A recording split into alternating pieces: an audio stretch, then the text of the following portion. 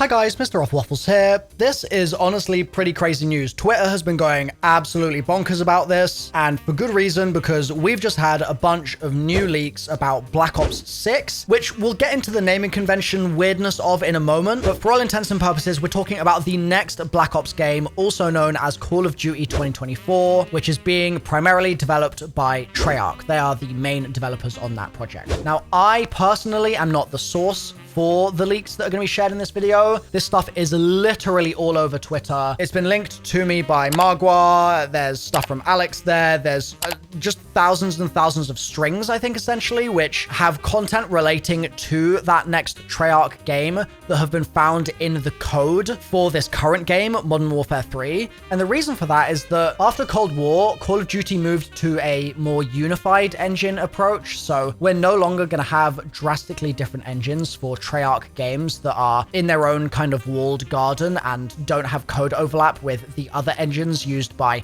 Infinity Ward or Sledgehammer. Instead, now it's all being built on that same base Call of Duty platform. And as a result, just as you would have in a year where, for example, beta files contain strings for the main game that haven't been able to be obfuscated or extracted, so too here do we have a scenario where there's stuff that is needed for Modern Warfare 3 to run that just incidentally kind of wraps up other things in the code that are being used for Black Ops 6, but they can't unpackage those things and then separate them out one by one, going, well, this is for Modern Warfare 3 and this is for Black Ops 6, so we'll separate those. Instead, they're just all looped in and lumped in together, and that's why we end up with these sorts of code leaks, which the devs can't really do a huge amount about. It's just part and parcel with creating software, really. So the first bit of information is that ROUNDBASED is returning, which we've sort of had hints about from previous leaks at this point, but I've not covered those on my channel because they've been just a little bit less concrete, I would say. And there has also been some indirect communication from Treyarch seeming to suggest that ROUNDBASED is going to be on the way back as well, maybe even this year in Modern Warfare 3.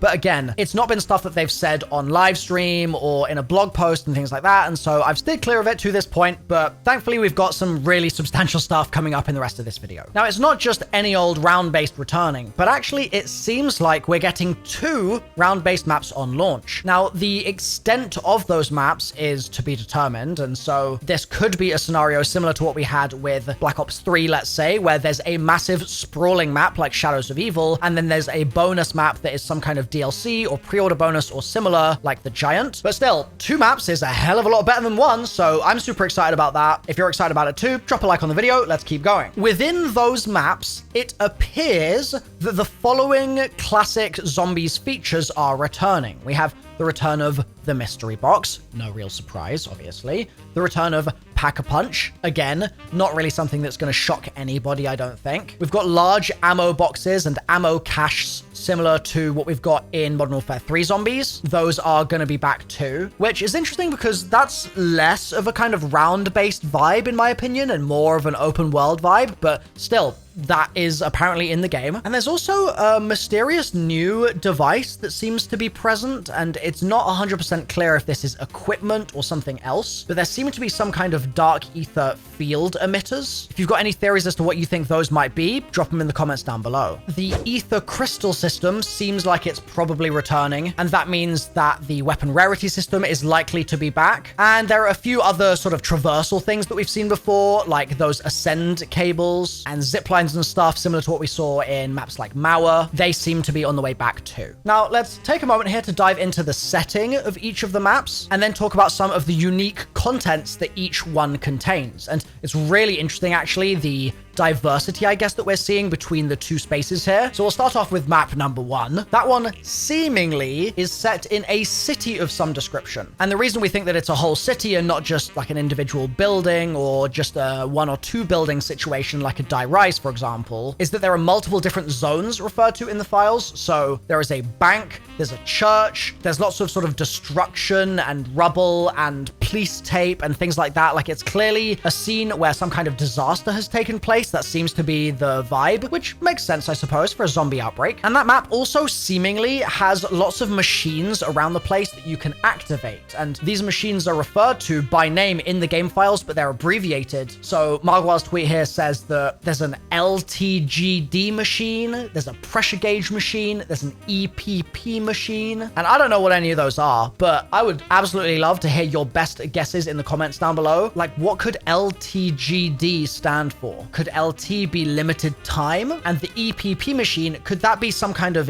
ether pack-a-punch? I know that ether is spelt with an A, but that's the sort of thing that in the code you often see kind of funky misspellings of things. So could it be that that's the ethereal version of the pack-a-punch or something? That could be pretty cool. Like, if we have a dark ether pack and a light ether pack, and that gives us different options for the alternate ammo types that we could use, that would be freaking awesome. Now, the second map seems to have a kind of ship vibe going on, because there is what seems to be a trap which you can actually reorient and aim, and the game refers to it as a deck cannon trap, as in the deck of a ship. But the fact that it's a cannon is unusual, because we're assuming that this is going to be a modern game. We don't think we're going back into the past, and ships these days don't really have cannons on them. So is this going to be a ghost ship of some kind? Or is it going to potentially be a shipwreck on an island, and therefore something that we're going to kind of leaf through to find remains of whatever has happened there in the past, and, you know, probably dig up some Easter eggs involving spooky skeletons and all sorts of stuff like that? To some extent, it remains to be seen, but we do have a little bit more info about the map in that we know that it's not just a ship, because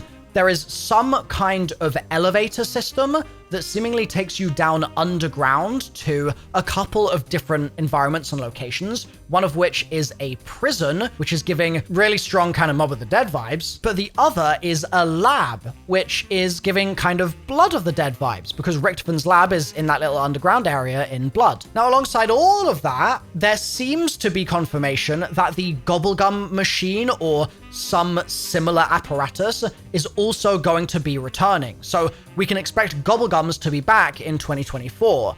And that in itself is absolutely insane news. I think that many people really miss the Gobblegum system because of the variability that they added to a given match, while others feel like those sorts of almost pay-to-win microtransaction items have no place in zombies. And they really, I think, create a quite big divide. But overall, so far, I'd say that most of what I've seen in response to the Gobbles returning is a lot of excitement. And I think as long as it's closer to that core Black Ops 3 Gobblegum system, as opposed to what they tried to do in Black Ops 4, we'll be in a pretty decent place. But if it goes in the Black Ops 4 direction, then it's going to take a lot of kind of pushback from the community to make sure that that gets prevented. Now, you might have wondered why I'm playing on Zetsubou during this video, and I'm doing it because the idea of an island of some description that might have had a shipwreck adjacent to it, that also has an elevator system that takes you down into a prison, and by association a lab as well, that sounds so much like Zetsubou. And I'm not saying that it's going to definitely be a Zetsubou remake, but it really makes you think that all of those other features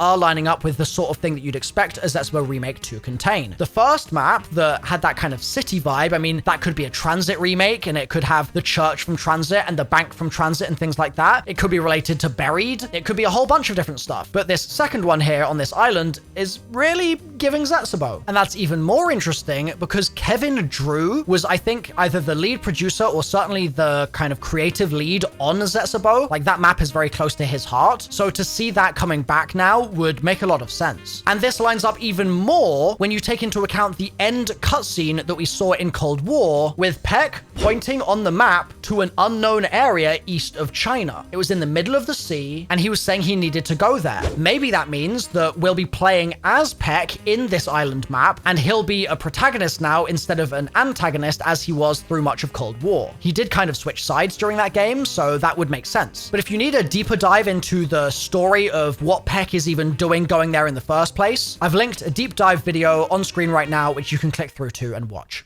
Enjoy!